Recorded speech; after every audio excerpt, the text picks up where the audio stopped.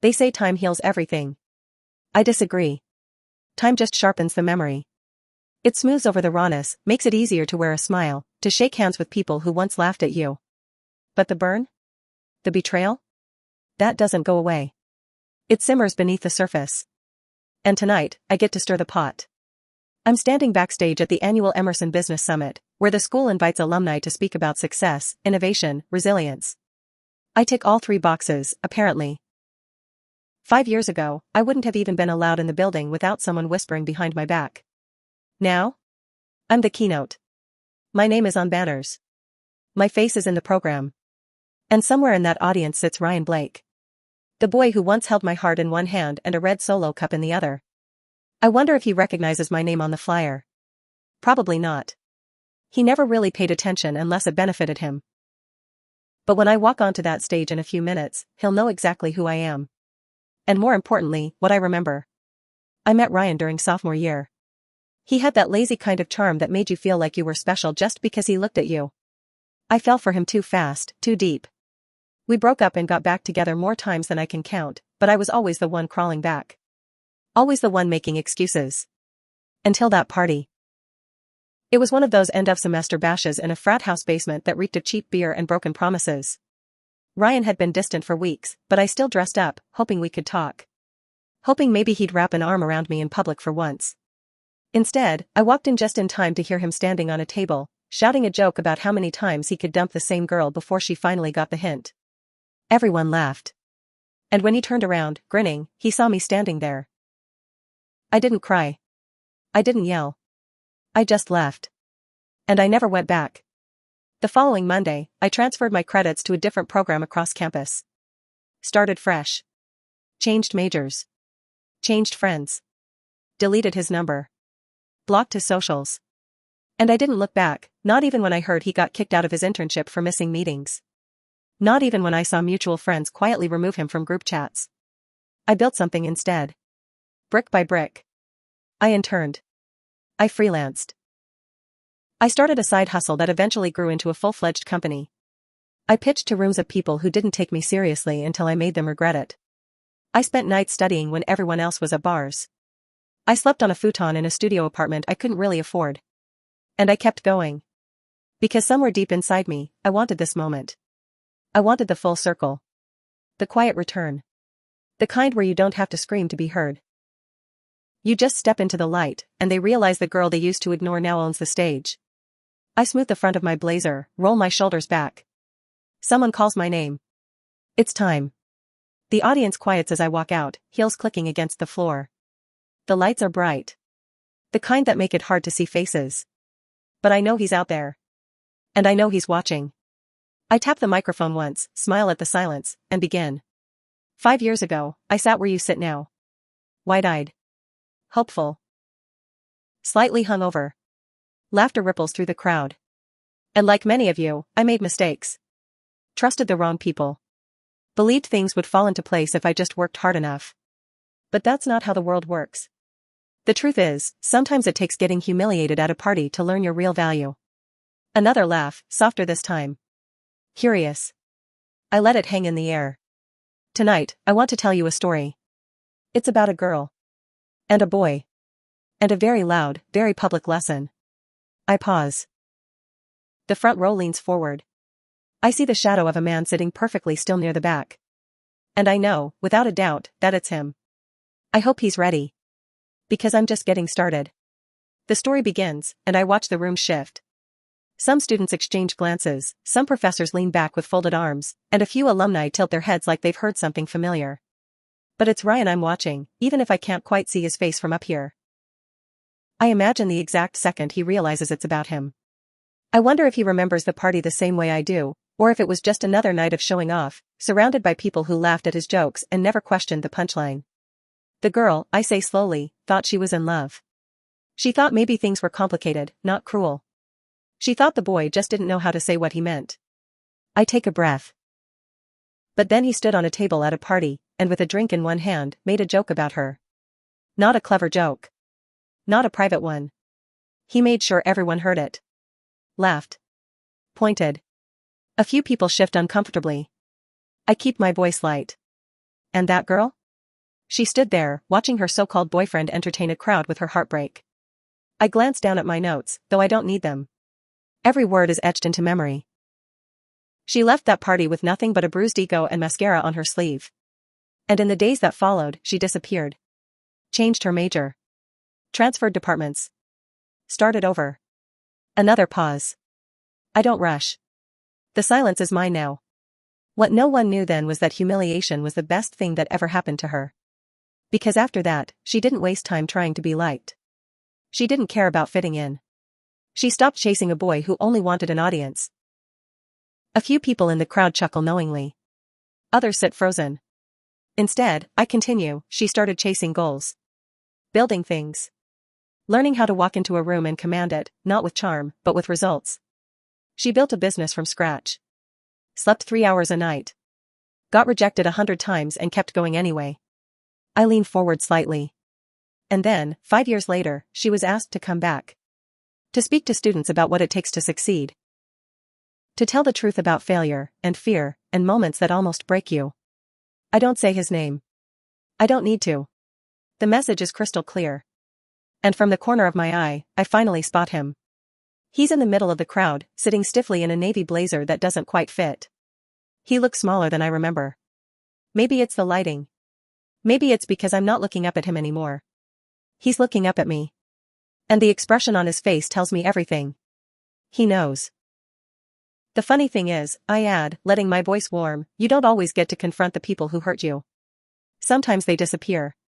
Sometimes they change their names or move away. But every once in a while, the universe gives you a gift. I smile. Like being invited to speak at an event where the person who once mocked you in front of a crowd is now sitting in one. A few gasps. A few laughs. The tension breaks for just a second. But I'm not done. Let's be clear, I say. This isn't about revenge. It's about growth. It's about looking back not to gloat, but to remind yourself that pain can be fuel. That embarrassment can be a turning point. I flip the page in my notes, mostly for dramatic effect. And that sometimes, the people who laugh at you the loudest are the ones who end up silent when you finally speak. The room is so still you could hear a pin drop. So, I say, straightening, to the students listening. Don't waste your time proving yourself to people who don't value you. Prove it to yourself. And when your voice shakes, speak anyway. When they laugh, build. When they break you down, rebuild better. I step away from the mic. The audience rises in applause. A standing ovation. It's loud. Loud enough to drown out any doubt that might have crept in. I scan the crowd one last time before walking off stage. Ryan hasn't moved. He's clapping, but it's slow. Hesitant. Like his hands don't know what else to do. And I don't give him a second glance. I walk past the curtain, past the crew, past the coordinator trying to hand me a bottle of water. I want fresh air. I need to breathe. I step outside into the night, and the cool air hits my face. 5 years of memory spill over like waves. But I don't feel bitter. I feel clean. Like something that's been sitting inside me has finally been said. Behind me, I hear the door swing open. Footsteps. I know before I turn around who it is. He stops a few feet away. Emily? My name sounds strange in his mouth. You were talking about me, weren't you? I tilt my head. If the shoe fits. He flinches. Good. I didn't know you were successful? Capable of telling a story without crying? Or just back? He opens his mouth. Closes it. He looks like someone who's just realized the train already left the station and he's still holding a ticket. I'm not the same girl, Ryan, I say quietly. But you seem exactly the same. And with that, I walk away. I don't owe him anything. Not a conversation. Not a moment. Not even an apology for turning my pain into a speech. Let him sit with it. Let him remember. I know I always will. I didn't expect him to follow me. But he does. Of course he does. That's the problem with people like Ryan. They never realize when their moment is over. When the camera has already panned away. When the audience has already moved on to the next scene. He catches up as I reach the parking lot. Wait, he says, breathless, like he's been running. Can we talk? I turn to face him. He looks different, but not better. His shirt is wrinkled under the blazer. His shoes are scuffed. There's a tightness around his eyes, a desperation I don't remember seeing before. Why? I ask. What could you possibly say that would matter now? He rubs the back of his neck. I didn't know things turned out like this for you. That you made it big. That you were even still, alive? I cut in. Functioning? Capable of standing on a stage and speaking in complete sentences? He winces, and it almost makes me feel bad. Almost. But I remember the look on his face that night. The smug tilt of his head as he soaked up the laughter. I remember leaving the party in silence, while people whispered behind me. I remember sitting in my dorm room, deleting every photo of us from my phone, my hands shaking. Look, he says. That night was a mistake.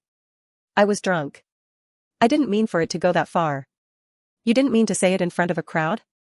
Or you didn't mean for me to hear it? He doesn't answer. That's the problem with apologies this late, they're never about you. They're about making the other person feel better. You know what's funny? I say, voice steady. Back then, you could have shattered me with a single sentence. And you did. But now? You couldn't touch me with a microphone and a spotlight. He nods slowly, eyes on the pavement. I deserved that. You did. I wait. Let the silence stretch.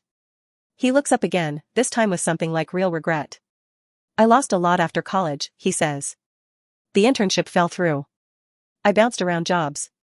My last girlfriend left a few months ago. Said I couldn't take anything seriously. Sounds familiar. I saw your name on the program, but I didn't think it was you. Not until you started talking. Then I knew. Every word, it was like you ripped it straight from my memory. I study him. He looks tired. Smaller. Like the weight of the years finally caught up to him. I'm not trying to get anything from you, he says quickly. I just wanted to say I'm sorry. Genuinely. You didn't deserve what I did. I was insecure. Arrogant. And I hurt you because it made me feel powerful. I see that now. I believe him. But it doesn't change anything. Some things deserve to be remembered exactly as they happened. Not forgiven. Just understood. I accept your apology, I say. His shoulders drop with relief. But that doesn't mean you're part of my story again. Tonight was the epilogue. I said what needed to be said, and now I'm closing the book. Fair, he says. More than fair. I nod. Take care of yourself, Ryan. You too, Emily. I walk away. He doesn't follow.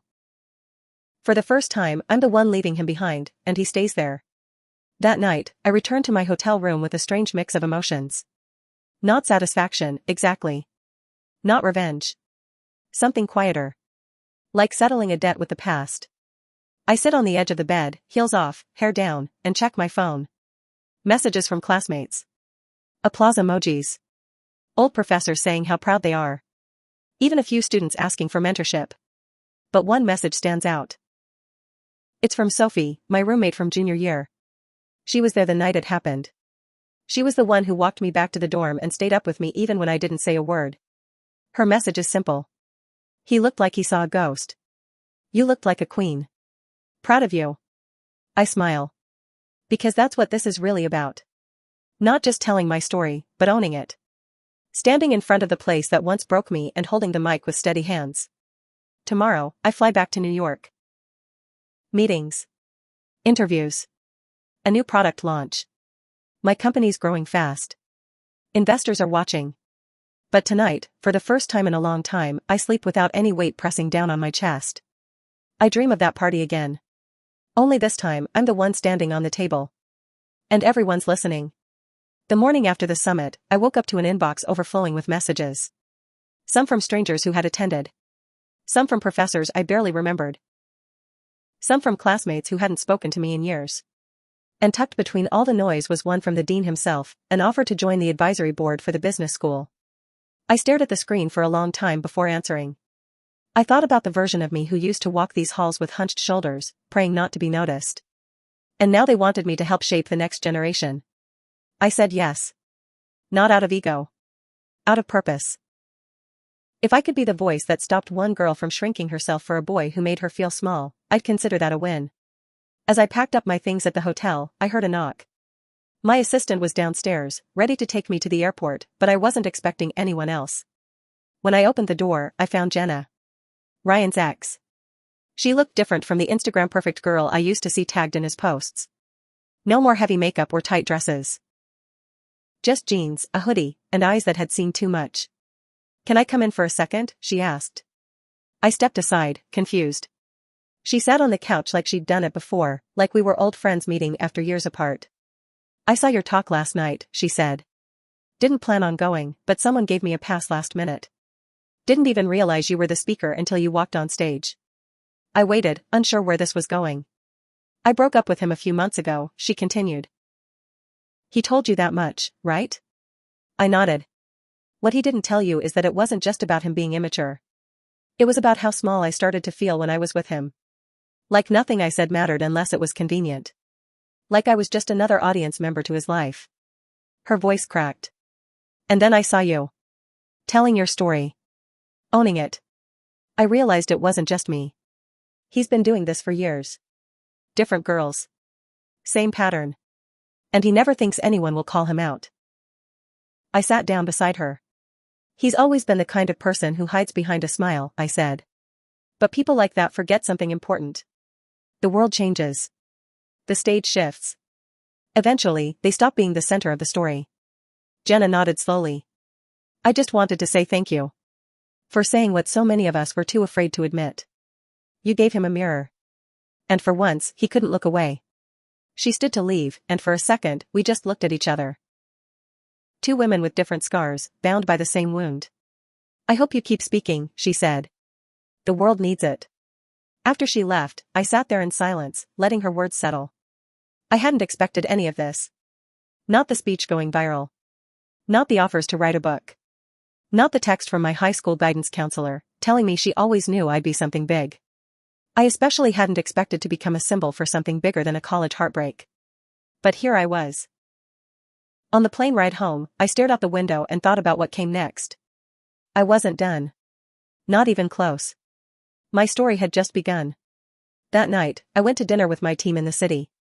They toasted to the keynote speech, to the sudden spike in followers, to the 10 new partnership offers sitting in our inbox. But while they celebrated the future, I felt something inside me click into place. Closure. Not because Ryan apologized.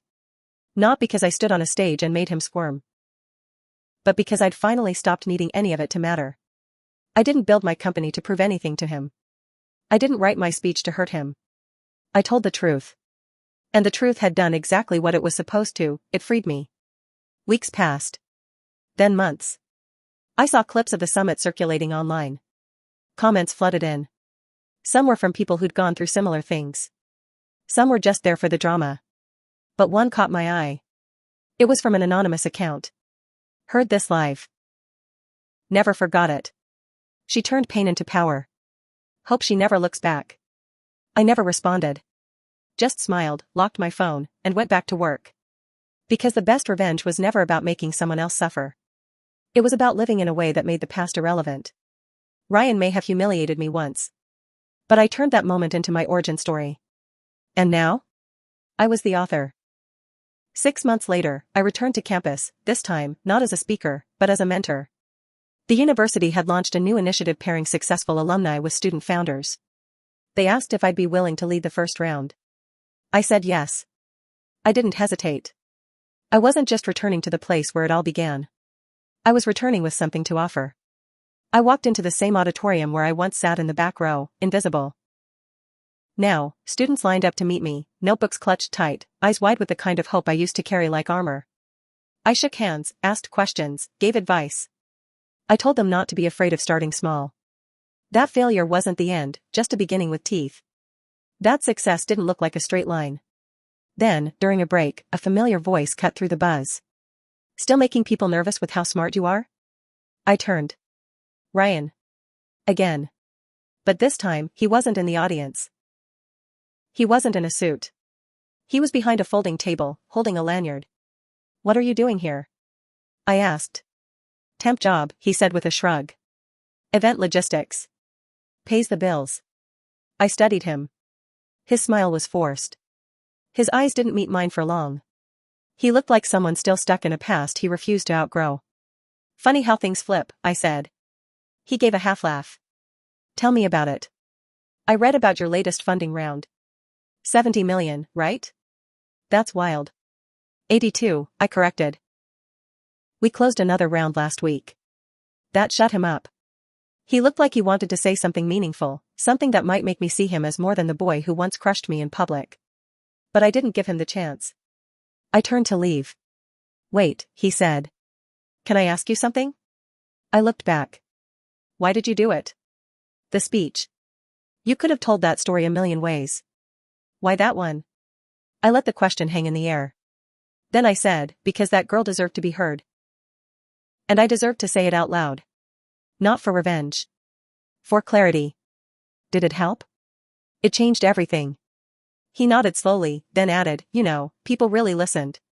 Even me. I've been thinking a lot since then. I gave him a small smile, not unkind, but final. Good. Keep thinking. I walked away. And I didn't look back. Because I didn't need to.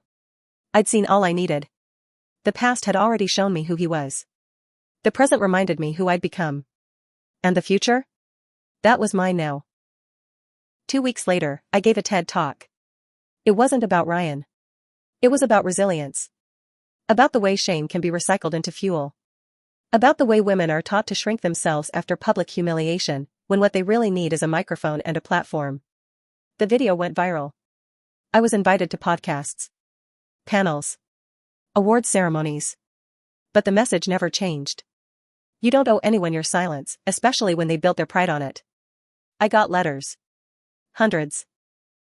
From people who said they finally left the job, the relationship, the situation that made them feel small. One girl wrote, he called me too much. Too loud. Too emotional. I thought I was the problem.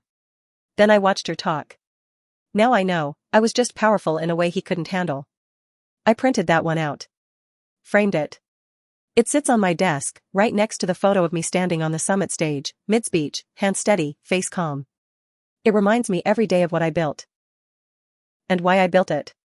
Not for applause. Not for closure. But for every girl still sitting in the back row, wondering if she'll ever get to stand at the front. You will. And when you do, speak loudly. Speak clearly. And don't wait for permission. The stage is already yours. A year later, I got an invitation to speak at a national leadership forum in DC, a lineup of CEOs, thought leaders, and rising founders.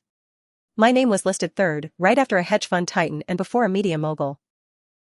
A far cry from being the girl who once cried in the dorm shower stall because someone she loved decided her heartbreak was worth a laugh. I wore white that night. Crisp, clean, powerful. The kind of outfit that says you built yourself from ash and didn't just survive, you ascended. As I waited backstage, I checked my phone. Messages were pouring in. My assistant texted that a major publisher wanted a book deal. Another text from the university, they were naming a fellowship after me. But what stopped me was a message request from a name I hadn't seen in months. Ryan. The preview showed only a few words, you were right, I didn't open it. I didn't need to. Some things don't deserve a reread. I put my phone away and stepped into the spotlight once more. After the talk, I mingled with other speakers. They asked about my startup, my strategies, my sudden rise.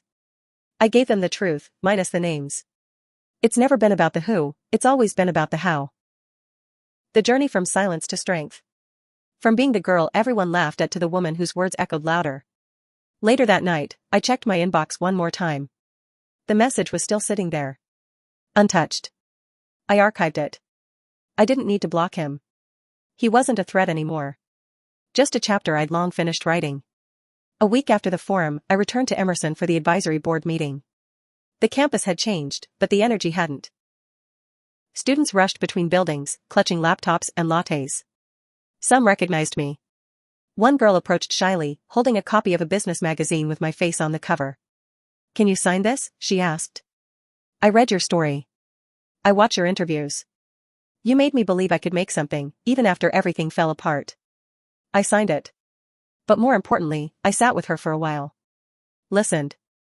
Because I remembered what it was like to feel invisible. To wonder if you mattered. I left her with the same advice I'd once given myself. Build something so solid, no one can knock it over. And if they try, let the dust be their lesson. That spring, my company was acquired for 9 figures. News outlets ran headlines like From Humiliation to Empire and The Girl Who Spoke Back. But those weren't the titles I cared about. The one that mattered came quietly, in a handwritten note from a young woman on the other side of the country. It said, "Your story gave me the strength to leave. I didn't think I could until I saw someone who already had. Thank you." I kept that one too. Folded it into my wallet. Proof that pain, when named and shared, can become something useful. Not just for you, but for someone you'll never meet. In the years that followed, I wrote a memoir. Toured campuses. Started a scholarship fund for first-generation college students with dreams bigger than their circumstances. And every so often, someone would ask about the speech. About that moment when I looked out into a sea of faces and told a story everyone else had tried to forget. I always said the same thing. It wasn't about him. It was about me finally hearing myself say the truth, and realizing I never needed his validation to begin with. Because the real ending wasn't about who was watching. It was about who I became when they stopped mattering.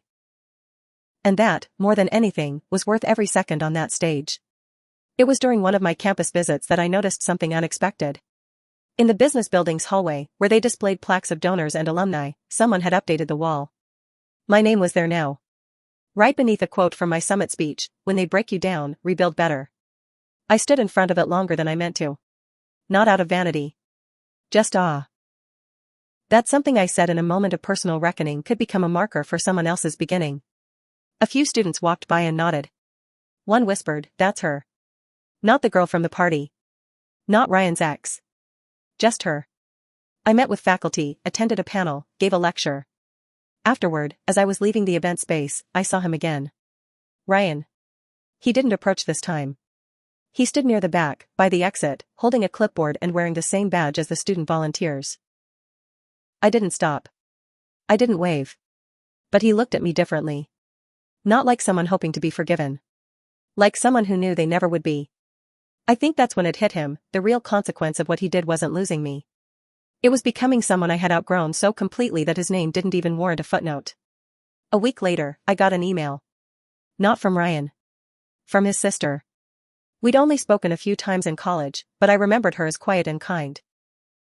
She wrote, "I know this is strange, but I wanted to thank you. Ryan's been different since that night. He's still trying to figure things out, but your story forced him to see himself clearly. No one had ever done that before. It broke something in him. In a good way." I read it twice. Then once more. I didn't respond. There was nothing to say. Healing doesn't require witnesses. And I had my own life to live. I kept building. A second company. A podcast. A speaking series.